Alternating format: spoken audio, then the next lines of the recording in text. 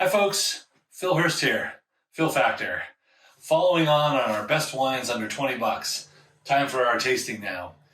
You saw me in BevMo buying the wines earlier. I've got the range here. I've got 4 different wines, 1 white wine, actually 5 wines. I've got 5 different wines, 1 white wine, the rest are reds. Why reds primarily? Because that's really where the best value is, especially when it comes to imports. So first I'm going to give you a little tutorial on how winemakers taste, and then I'm actually going to taste the wines with you and tell you what I think. This is going to be live, this is unedited, this is non-sponsored. So please like, please follow, and please share with all of your friends if you like this video. So the first one we're going to try is an imported Italian Moscato. These are typically sweet, fruity, easy to drink, super popular. This is how a winemaker tastes. First, we look for color. And right away we can see this is frizzante. This has got some bubbles in it. The color is nice. It's got a pale yellow color, no browning at all, and everything looks good. And the bubbles are nice. So the first step in a professional wine tasting is the appearance. And right now the appearance looks good. The next step is the aroma. And for most people, your nose is stronger than your taste. So let's give it a smell. We swirl it. Why do we swirl it? We want to get all the aromatics alive and coming out of the glass.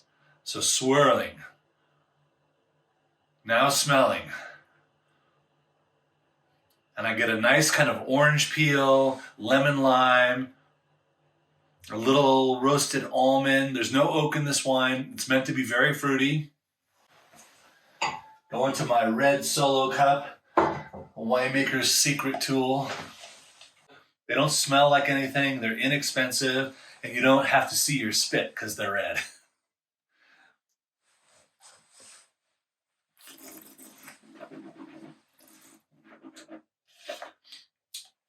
So you saw me draw some air into the wine when it's in my mouth.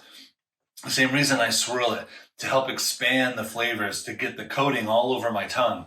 Different parts of your tongue have different sensory capabilities. Some tart, some sweet, some tannic, dry and bitter.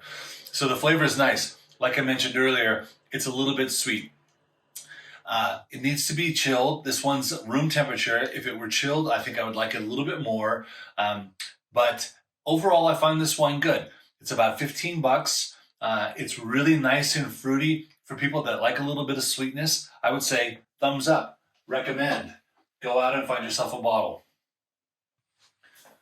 Okay, folks, now we're going to get into the reds. This is a French wine from the Côte de Rhone region, 2018 vintage, which is a very good vintage in France. Why a good vintage? Because the growing conditions were good. A nice, cool growing season to start, and then a nice whack of heat right at the end to get the grapes right. So overall, a good vintage. I haven't tasted this wine yet. Once again, under 20 bucks. Very popular wine, Guigal, very well known.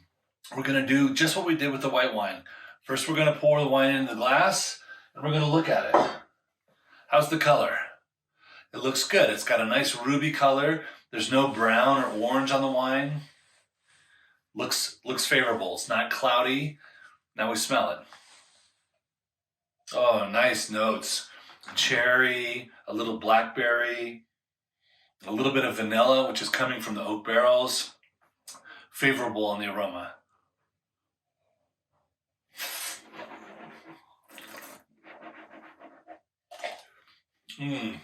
Lovely.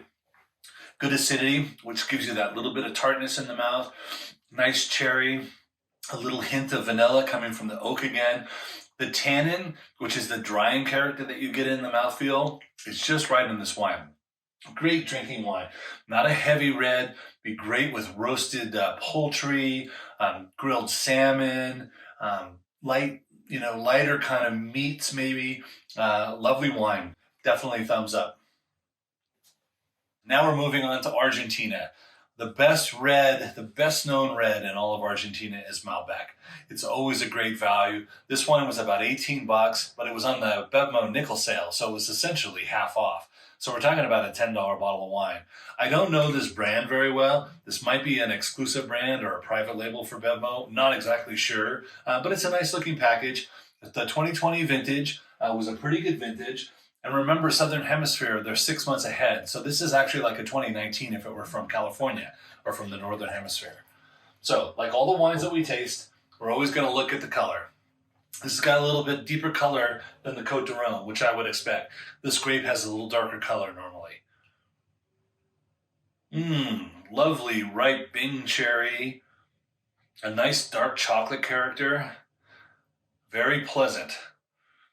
This is what I love. You can get great wines under 20 bucks if you know what you're doing. So I'm hopeful that this video is helping you.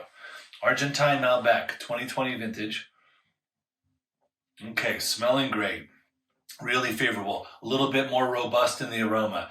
I'm thinking already a richer meal, maybe steak, maybe grilled pork chop. Even barbecue might be fun with this.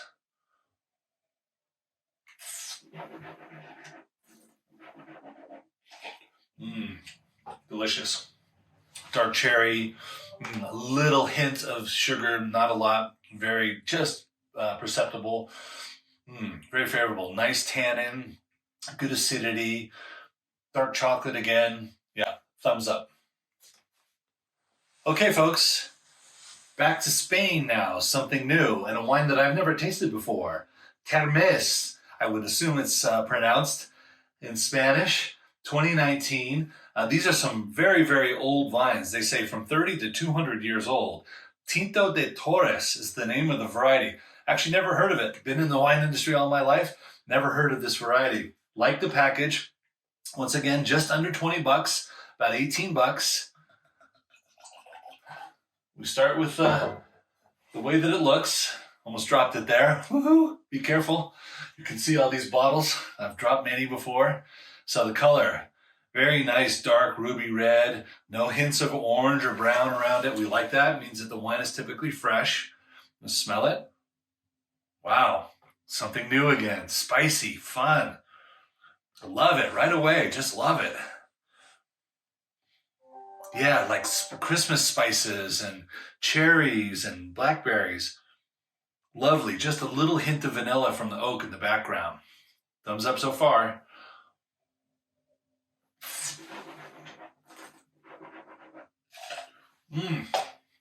Absolutely delicious. I love this wine. Never tasted it before. Very rich, very powerful, a little more tannin than the other wines, a little bit more robust. Dark cherry, a little bit of vanilla. Lovely wine. This needs to go with bigger foods. This has got to be grilled ribeye, bone in.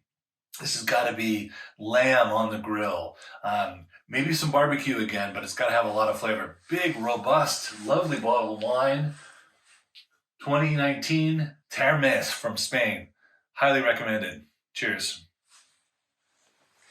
And I'm going to jump into frame on this one because I usually don't comment on wines. However, I noticed as soon as the bottle was opened, the Christmas spice, blackberry came through the room, and I could smell it behind the camera. So check it out. Smells amazing. Cameraman Clay jumping in front of the camera. You can't resist. I love it. Okay, folks. Last but not least, the Italian Palazzo della Torre. I'm probably butchering that name, but I've had this wine a lot of times. It's Allegrini.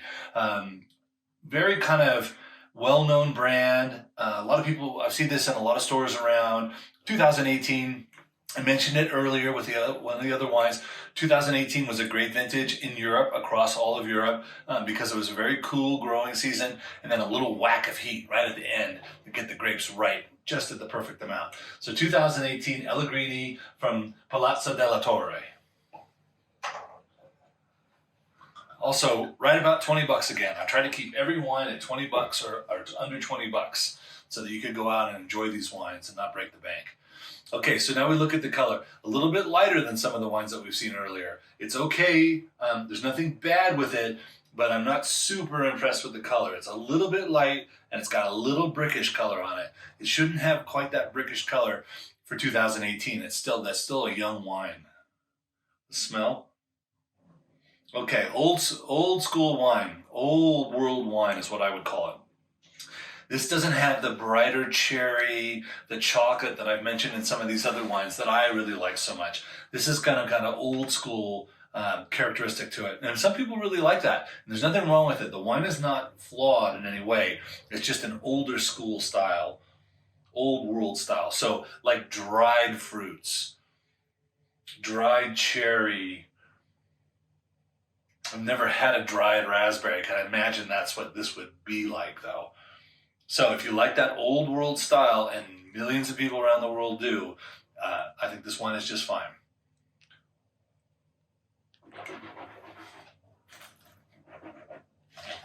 Okay, in the flavor, much better for me.